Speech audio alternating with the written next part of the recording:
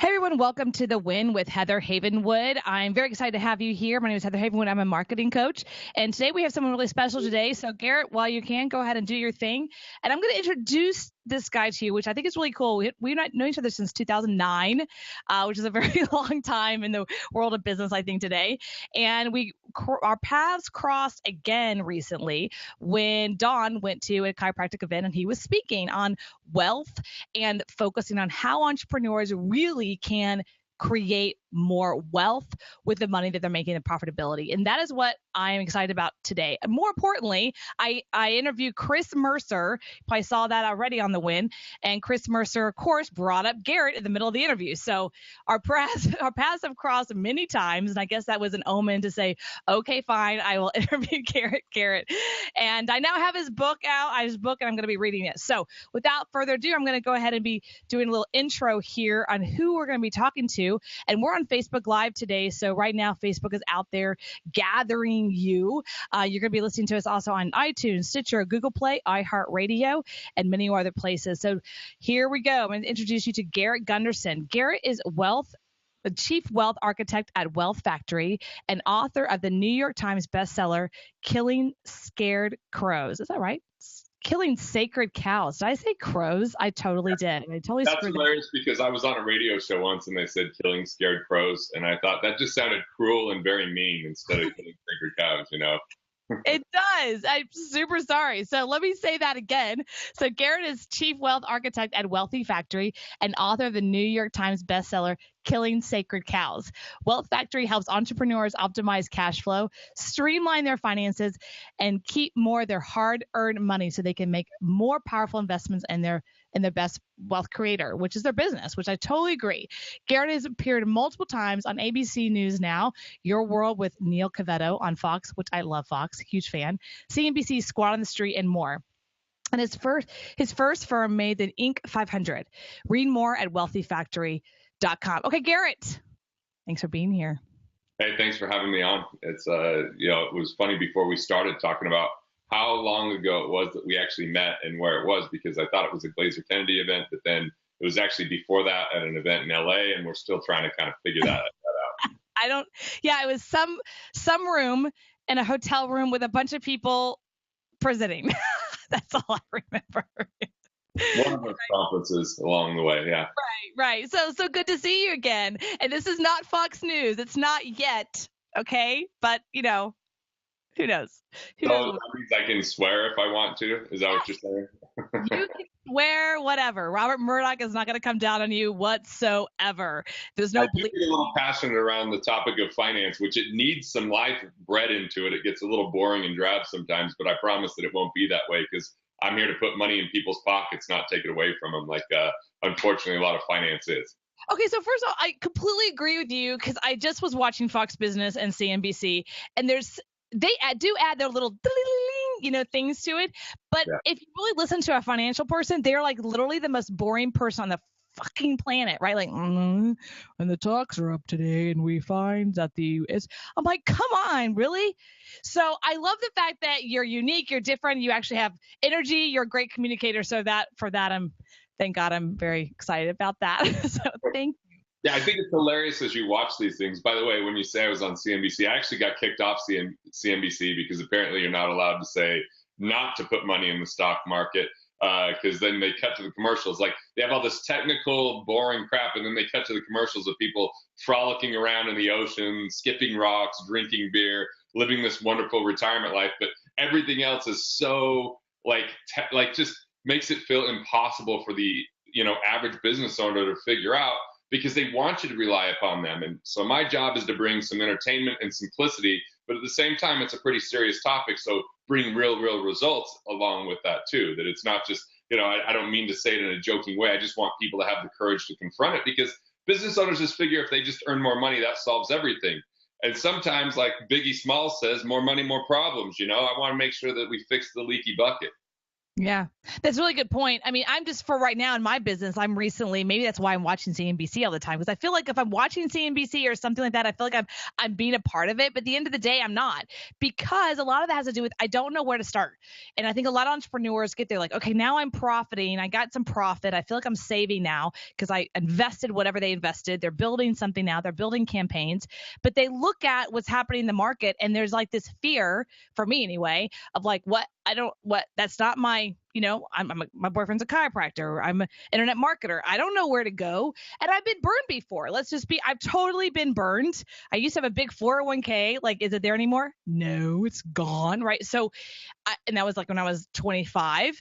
So now I'm like looking at how do I rebuild this? How do I do this in a way that hopefully I'm not paying a lot of taxes, because I don't want to pay taxes. I'm not a 401k girl really, because I'm an entrepreneur. I'm not part of a big company where I'm putting little dollars away. So how do I do this? And it's kind of a big question. So how do you help people get started if they're not coming to you with like $1 million? Like I think a lot of financial advisors want, they just want to hand over $1 million. How are you different, and how do you work with entrepreneurs? Well, so yeah, that's a big question. So interrupt me if I go too long, because I have a lot to say about the topic. First off, when it comes to entrepreneurially investing, it's different than the average person that's on a W-2, because entrepreneurs have more complexity and they also have more opportunity. There's complexity from the standpoint of you have more tax things that you have to deal with, but at the same time, the opportunity is you can save a lot more in tax because you own a business. So before you start sending money away to retirement plans that lock your money away, that partner you with the government, which can change what their percentage ownership is in the future of that plan or what share they take, before you put it into other companies that you know nothing about, in boardrooms that you've never been in, and without understanding what the exit strategy is or the fee structure, like all this kind of stuff, I'm giving people permission not to fund their retirement plan, especially if you own a business. Oh. So, yay! Freedom! So here's what people could do instead. Okay, what should they do instead? I'm going to keep it like really basic, but this is really powerful. So this is going to be actionable. When you pay yourself from your business to you personally, you need to just pay yourself first. As simple as that sounds, this is one of the most important things in the world of finance, is to pay yourself first. What that means is go to your financial institution and you set up a separate account that's not your personal checking or your business checking account. And I like to call that a wealth capture account. So every time you take money from the business to distribute to you personally, you want to have a consistent percentage automatically go to that account. We use a PEO called Insperity, so I actually have them send 2 checks every time payroll comes out. One to my personal account, one to my wealth capture account. And the objective would be to put 18% into this wealth capture account, not of your business revenue, but of your personal income.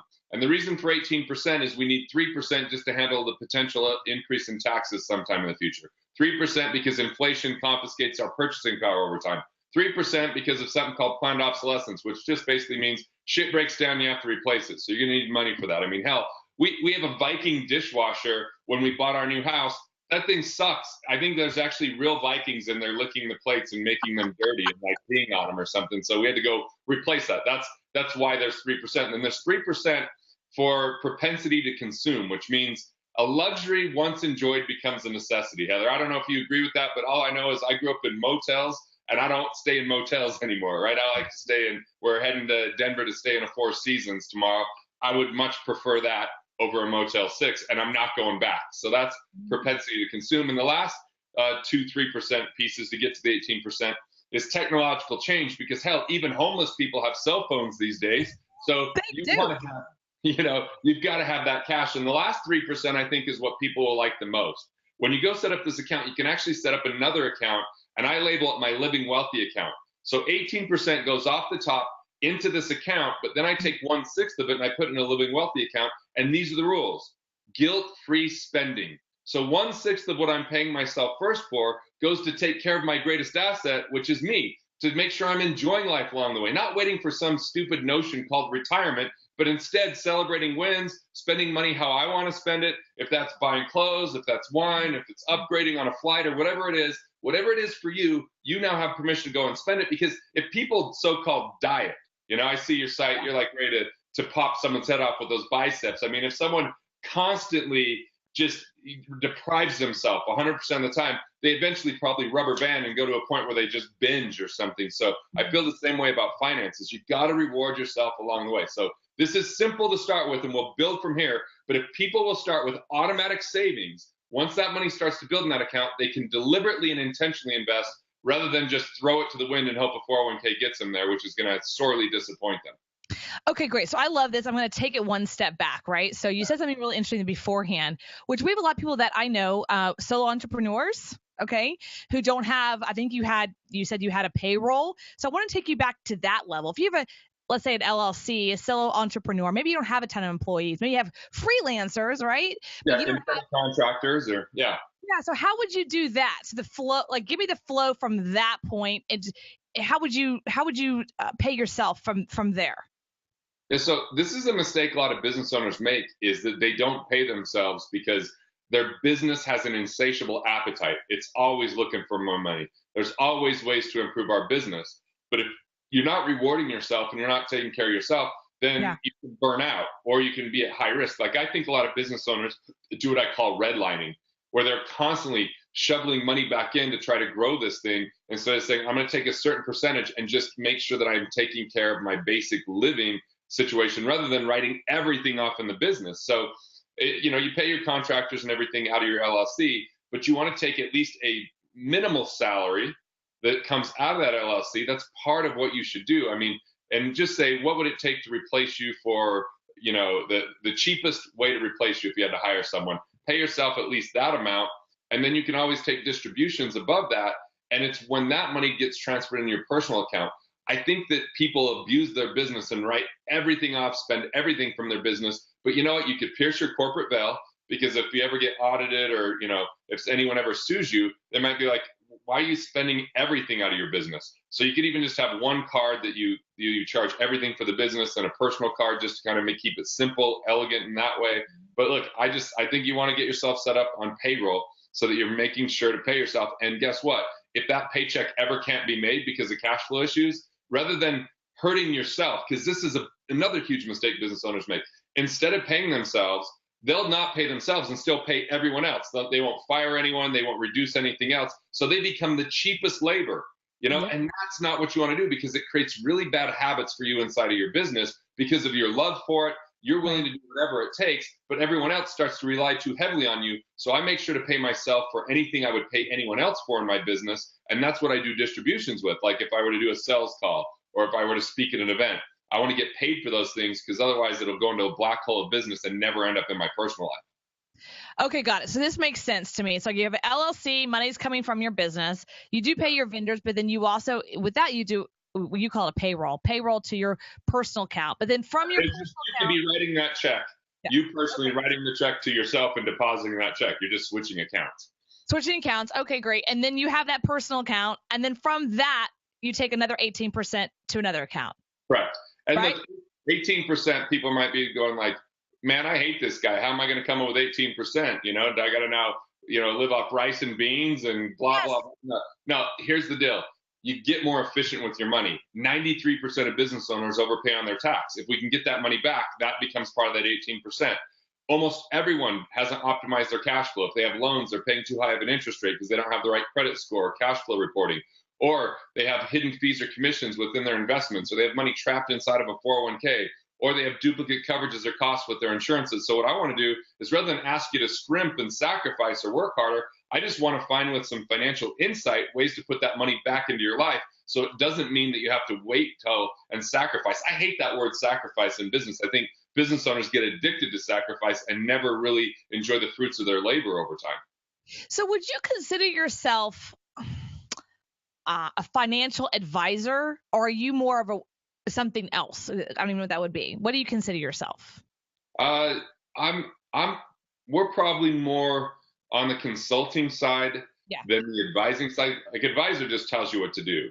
Right. For me, I kind of look at it like it's a two-way street. But what I designed my entire firm after was this Rockefeller family office system, where if you're worth $50 million or more, you can go hire a family office, and you have accountants and attorneys and investment advisors and fiduciaries and everything sitting at one table working on your behalf for your finances. But a business owner that might have good revenue but not worth huge amounts of money outside of their business is not going to get that kind of advice. So what I did was I created a curated network of all those professionals. We call that our accredited network.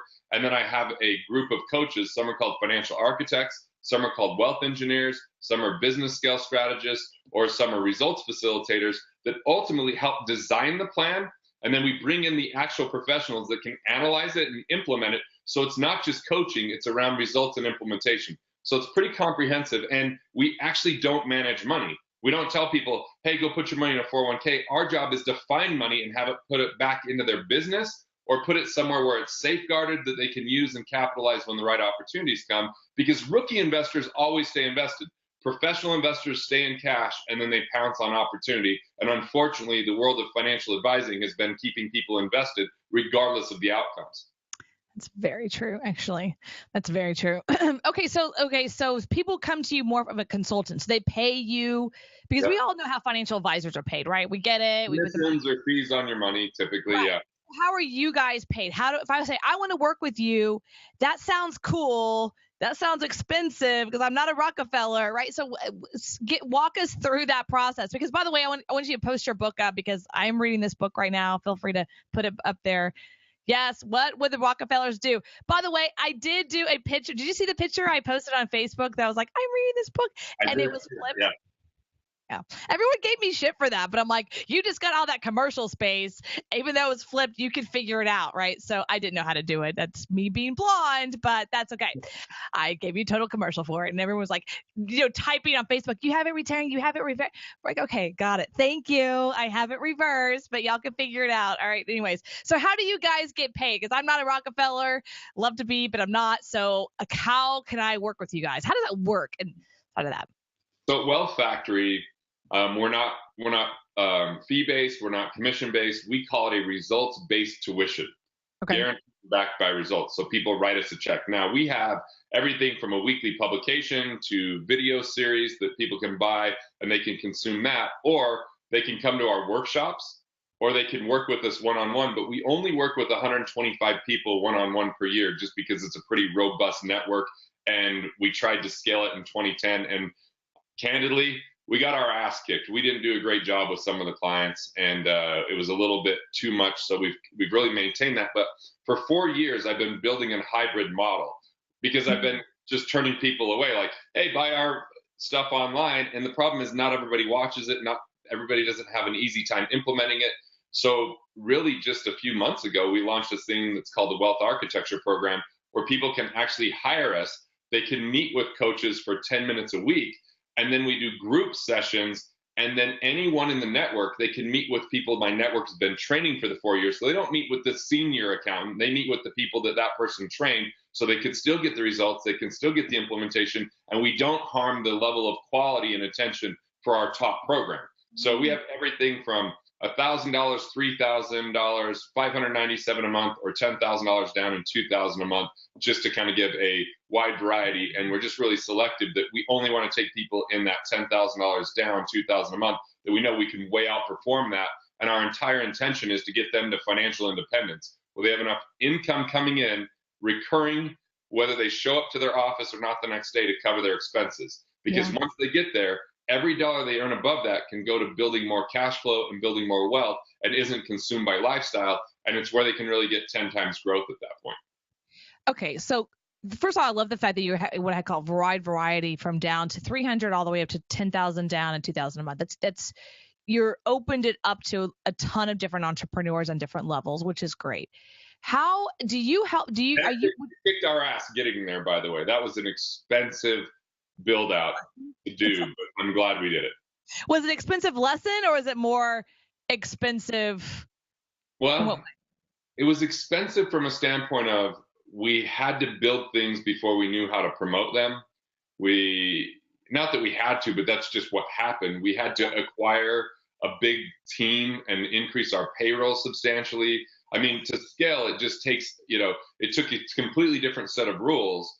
And once we figured that out, it's been very rewarding. But man, it was definitely, more stressful. I mean, when we just worked with people one-on-one, it was pretty ridiculously profitable without, totally consuming my life. But when we said, okay, we're gonna put together digital products that we could reach people. Then we had to, I mean, we built our platform from scratch. We hired a guy actually lives in Austin, Texas, that used to work for Apple. And so we didn't just go with WordPress or Kajabi.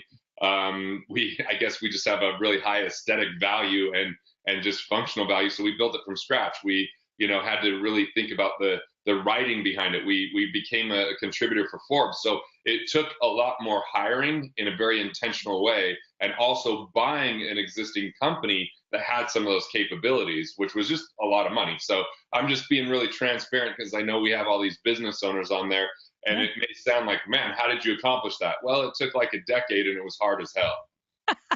Thank you for your candidness. I mean, like, I don't like when people are like, oh, we built this thing and that was easy. You know what I mean? It's like you have no clue what it takes to build anything in business. It takes a crap load. So I think this is why business owners should get paid a lot, because we deal with a lot. I mean, everything from as you grow, having to hire new people, having to let people go, to, I mean, before I was a New York Times bestseller, I'd never even thought about an attorney or a courtroom, but hell, I hit New York Times and someone sued me 3 weeks later that I think I sat down with for 20 minutes. And even though it got dismissed in summary judgment, which means it was frivolous, the bottom line was that's a success tax that you start to face, right? So it's definitely, and figuring out the whole deal of like how to be a dad and how to be a good husband and run a business, because there was times where the business consumed me for sure. Yeah, completely. Someone asked me, I went to a little birthday party on Monday and I didn't know anyone there. And there was a girl there and she's like, what do you do? And I'm like, I didn't know what to say. I'm like, I'm an author, speaker, own some businesses. And she's like, what is it like to own a business? And I just wanted to look at her. I'm like, it's really fucking hard. And it's rewarding as hell, but it's like and it was like 8:00 at night. I'm like, and in fact, I gotta go. I'm only here for like an hour to say hello, and then I gotta go, right? It's because I was like, I had all this stuff in my head, but I had to say happy birthday and hug and kiss, right? So it is. We get paid a lot because you're dealing with a lot, and I agree with you on that. It's just and it's proportionate to the value that we deliver on what we get paid. You take out the little exception to the rule of people that are deception and coercion to make money. Okay, that happens, and that's what unfortunately a lot of people think business is. But business, there's more people employed by small business than big business by a long shot, and it's really kind of the heart of the economy in a lot of ways. And I love the people that are willing to work for small businesses, especially if they're willing to abandon the time and effort economy. There's a lot of people that thought, okay, I'm going to go punch the clock, I'm there, I should get paid. And I feel like I love that. I feel the world's kind of awakened to be more entrepreneurial, that even the people that work for us, we don't really pay well from a salary standpoint, but we bonus like crazy. I mean, we had multiple people make six figures last year in our organization, and some made, a really good six-figure income because they didn't ask for salary. They said, how can I contribute to the bottom line and participate in that? And they get part of that upside potential. But Heather, what's also cool is if we're not doing as well for whatever reason, everybody participates in the downside so that they can be part of riding the ship instead of the owner taking on the entire brunt of that and the entire stress behind that. So I think moving to a production-based economy where everyone gets paid because of what they contribute, not just because they show up, is a really powerful way to kind of, get a lot of people involved in an entrepreneurial mindset, even if they're working for someone. Yeah, I agree. Right now, our company Skinny Beam here locally, we have two people that work for us. One's leaving, and the reason I think one's leaving is because when she first got started, it was lucrative. Things were moving and shaking, everything's going, and now things have just, there's some like downtime, and then there's a lull. And I'm like, okay, great. Well, now it's time to step on your sales heels, let's go. And she was like, no, I'm out. And I was like, and the other person's not. He's like, how do I do this? Let's get, because he feels like we feel it, right? We feel that there's a downturn. I think it was a lot because of the election. That's fine. There was a huge downturn, a huge dip. He's feeling it because we did a compensation level, a percentage of overall revenues as a team, not just him, as a team. And so he's like, okay, well, I want it. So he's thinking outside the box. Well, let's hire this person because then they'll help me make more money. It's like, yeah, that's like, so it's like a different kind of view versus, yeah, I just got my income. I got my check and the business is down. I don't care. I still get my check. It's like, no. You get to feel it and you feel it like we feel it. You know what I mean? Yes, you still make your minimum, but I mean, is that what you really want? No, so I think that's a huge piece. Let me ask you a question about entrepreneurs and come back around. What do you I mean, you've been around this business a long time. You're in people's books, let's say. You're in their financial statements. Why do you think, or what do you think prevents entrepreneurs specifically from being financially free? They neglect to actually pay attention to their finances because of this entrepreneurial dilemma that's kind of like a treadmill. They think faster or harder or more is always better. But the problem is, you know, look, revenue is seductive, it's sexy, it's awesome. But the bottom line is what really matters. It ain't just what you make, it's what you keep. And so instead of handling their finances, their answer is work harder, I don't have time for it. And unfortunately, a lot of the financial professionals in the world don't understand the entrepreneur, and they're trying to take money from their business, which might be premature diversification, where they're pulling money out of the business that's needed for people and infrastructure and processes and automation, and they're investing in something outside of that. And then all of a sudden they get into a cash flow crunch. And look, every business is in for surprises. Financial surprises are inevitable.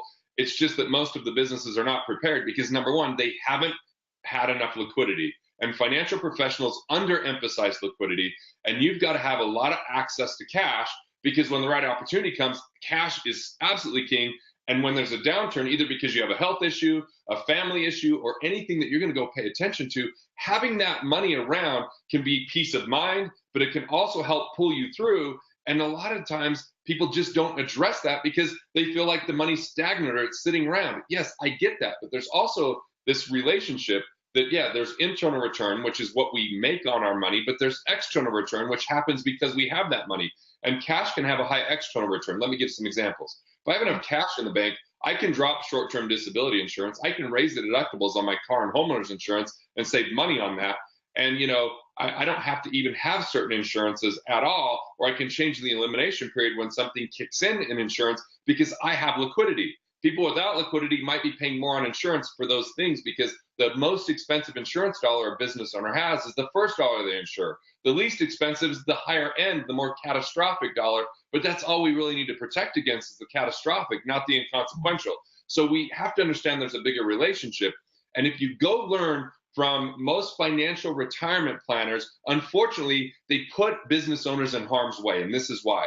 They believe in this accumulation philosophy. And I'm sure that everyone's heard, you got to start early. You got to always be putting money in. And that Einstein said that compound interest was a miracle. And the thing is, the only miracle behind compound interest is that we've actually bought into it as business owners because it takes 30 years to actually pan out if it works. If we account for fees and volatility and the opportunity cost of not having that cash in our business or being cash constrained, which ends up making us chase bad profits. I don't know if you've ever done that, but I've chased bad profits before. When I launched Killing Sacred Cows, I was a little lean on the cash side because I had some real estate things going on. I was investing money in the book, and I was away from the office for 3 months, touring around, telling people about the book.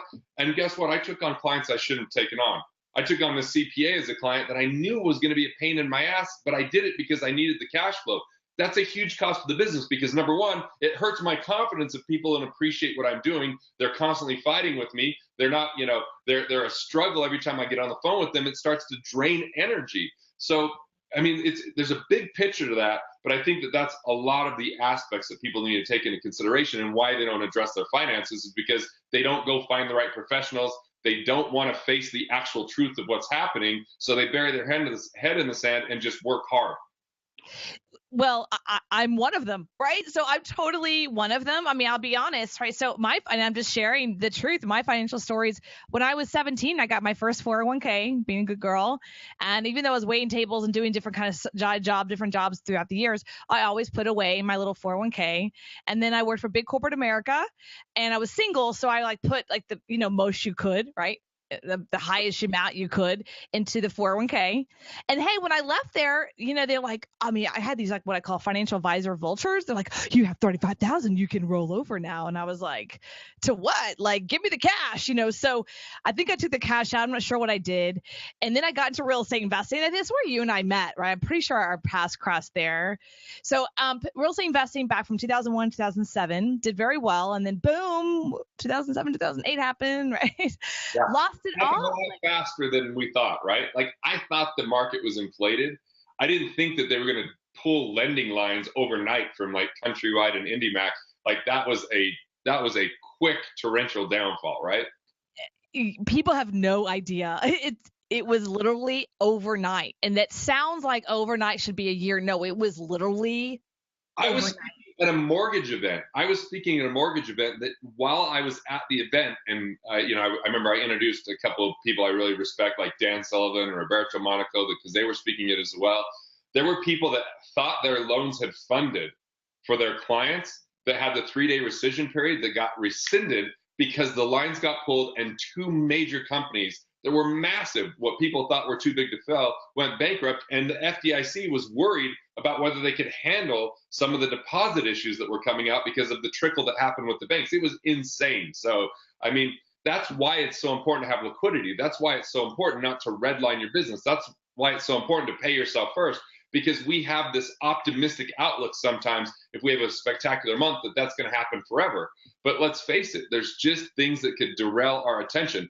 One of the big reasons why businesses go bankrupt is they have a parent that dies and they can't emotionally deal with that because they're so entrenched in their business that double negative ends up really harming everything. Because look, a lot of small businesses follow the personality of the owner. Yeah. Wow, that's actually really true. Divorce too. Divorce.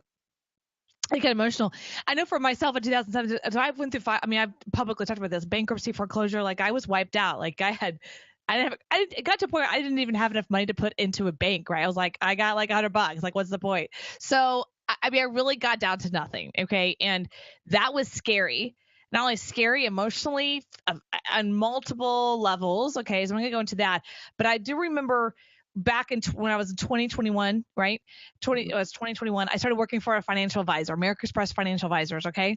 And I thought I was so smart because I'm working for a financial advisor. And so I was like, I know everything, right? Because I'm listening to him and learning what he learned and all this stuff. And of course, selling. So what he would do is he'd go in, right, I started as a product peddler when I was 19 years old. I did the same stuff. Yeah. He was a product peddler, right? He would come in with a client and then they'd say yes. And then he'd hand me, I'm 20, dude. He'd hand me all this data.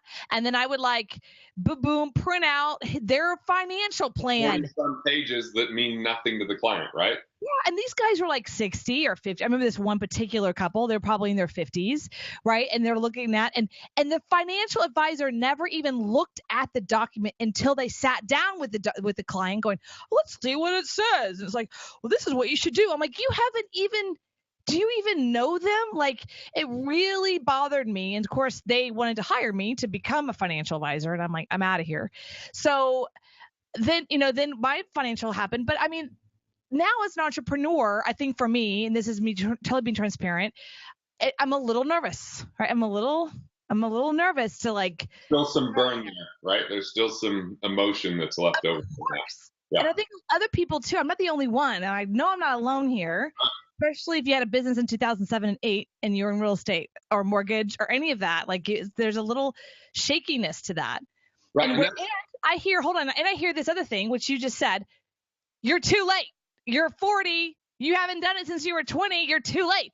And I'm like, what do you do? What do with that? All right. So here's a couple things. Number one, there's a way to get to financial independence between 3 and 7 years. It's these 5 things. Number one, we've already hinted on this first one. Recover cash. Boost your bottom line. Keep more of what you make. That's the first thing. I'd call it financial efficiency. The second thing, and this is critical, I think this will free you up, and because it has me. Like, I learned this through excruciatingly painful, bad decisions when I thought I was Midas, meaning I thought everything I did was always going to work out. And unfortunately, why my first real estate deals did so well, not because I was intelligent, it was just good timing that I got a false sense of confidence, right? Like my first deal was a 400% return. The next deal I put no money down and made 90 grand. I was like, oh my God, this is like so easy. Yeah, it was easy at that time. It wasn't easy, later on. But the second thing is to strategically engineer wealth. And here's the key. Diversification is actually admission of ignorance. Diversification is not the key to wealth. Focus is much more powerful than diversification. But in order to eliminate the necessity to diversify, you first start with building your foundation. We've talked about that. Pay yourself first. Build up at least 6 months of liquidity that you can handle different events that happen in your life. If you can get to 2 years, you're at ultimate power at that point.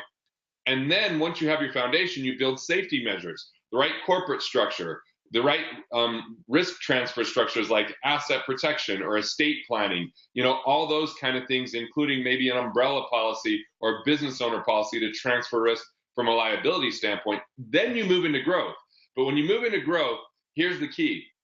People make risky investments because they're risky investors, meaning they invest in things outside of their expertise, outside of their knowledge.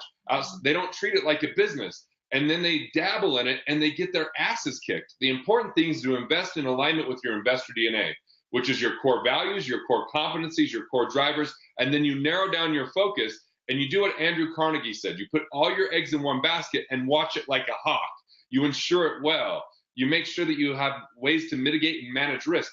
Part of the reason why the banks got in so much trouble, as you know well, Heather, and I know well, is because they violated their own rules. See, if someone wants to go get a mortgage right now, they have to show their taxes. They have to show their credit score. They have to have a down payment. And even then, if they don't put a big enough down payment, they get charged PMI, which is insurance for the bank. They have to pay for an appraisal, which is another way that the banks mitigate risk. So the banks have all these ways to manage risk. If you don't have a good credit score, the appraisal doesn't turn out, you don't have high enough income, they're not going to give you a loan. But back in 2006, you could just give a stated lie and they would give you a loan. They'd give you 125% loan to value, not even, it'd be negative, not even positive equity. And they were just lending the money out like crazy as if it was a smorgasbord that was never going to go wrong.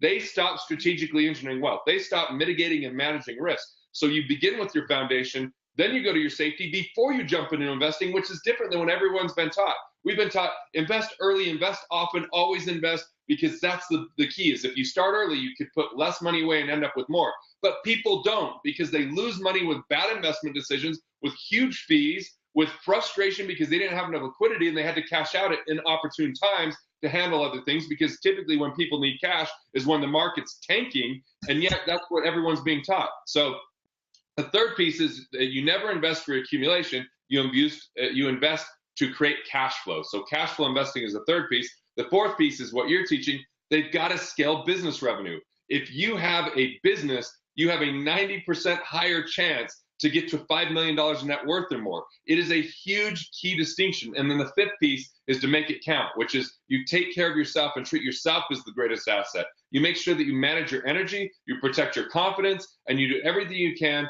to enjoy life along the way rather than wait for retirement. So basically boost profits, strategically engineer wealth, accelerate investment income, scale business revenue, and make it count. That's the 5-part formula that you can get there within 3 to 7 years rather than 30 years and have a 98% failure rate, because that's the failure rate of Americans right now being able to be financially independent at age 65. It's because they're on a broken, antiquated, shitty model instead of embracing a cash flow model and learning these 5 pillars I'm talking about. Okay, so let's go to the 5 pillars again, because you went so fast and it was totally awesome. And I wish I could do a little DVR rewind, but I can't. So, okay, give us the 5. So the very first one is to do profit boosting. Okay.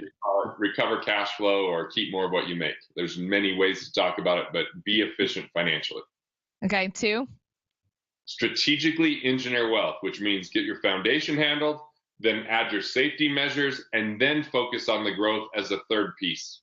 Okay, got it. Okay, 3. Accelerate investment income. Take all your lazy assets, things that don't create cash flow, and turn the cash flow on. You said you had a 401k. People could roll their 401ks to a self-directed IRA, and before 59.5, do what's called a 72T distribution and avoid the 10% penalty and start getting cash flow from an asset that otherwise was sitting around stagnant. So that's just one small example. Wow, I didn't know that. I'm writing that down. Okay, number 4. Scale business revenue. That's the game changer. Because, Tony Robbins, when he wrote the book Money Master the Game, does a brilliant job at helping people understand how to lower fees and how to start saving money. But as he interviewed all these billionaires, I found it fascinating that all the billionaires, whether it was Charles Schwab or Bogle or all these guys, they all told everyone to do the things like put your money in a discount brokerage account. They didn't make their money putting money in that. They made it inventing and selling that. They all made it through business. And it wasn't until you read about Mark Farber, who is the boom, doom, and gloom guy in his book, who's a billionaire, that said, hey, if I could only leave my kids one piece of advice, it would be find out what you're great at.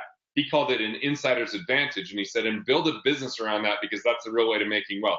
So scaling is, as you grow your business, you don't grow the amount of time you're required to spend in your business to still generate revenue.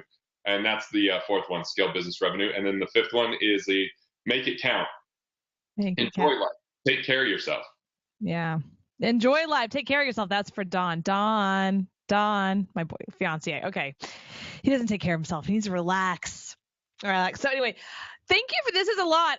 So because I, of course, want to read more about this. If I want to read more about the pillars, which book should I read, or do you have a book, or where can I go? Well, what I would do is I would go to wealthfactory.com/WF resources, WF resources. And the reason is we've got some of my best Forbes articles there. We've got some free downloads. We've got some audio. Like, it's just kind of a smorgasbord that includes those 5 levers. And you can even find out about the 5 levers to economic independence on our website. On the other hand, if you're wondering, okay, Garrett, you told me half the story. You told me pay myself first, put money in savings, and then you flash this book up in front of me. This book right here can tell you how to boost your savings account 400 to 800%. This book right here can tell you how to turn your wealth capture into wealth creation and not have to participate in the downside of the market, because you've got guarantees from liability, from bankruptcy, and you have access to that cash with tax advantage before 59.5. Plus, it tells you how the Rockefellers have moved from 1 generation of wealth to 6 generations, where the Vanderbilts didn't make it past the 3rd generation. And there was a very big distinction between the two. So if people want to grab that, let me pull it up here. They can go ahead and look. Here's the deal. You can download it at no charge at 801-369-7211. That's 801-369-7211. The code is WWRD, as in what would the Rockefellers do? WWRD. But here's the deal. If you want a physical copy of it, I'll buy you one. This costs $11.50 because it's got this really pretty nice lettering that's raised and it's matte finish and all that kind of stuff. I'll pay for that if you pay for the shipping, and then we'll actually send it out to you if you want a physical copy. Or Heather, they could go to Amazon and pay $1,000. That's what I'm selling it on Amazon for. Are you really selling $1,000? Yeah, I really want to get clear about whose hands it's getting in.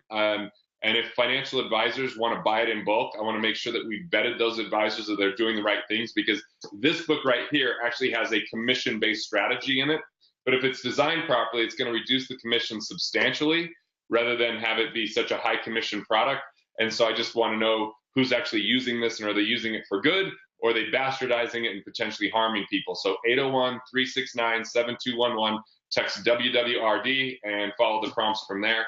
And I know I go off on like a soapbox for a while, Heather. And no, you did great. And by the way, I'm on Amazon. I had to check it, and you're right. It's actually for $1,000.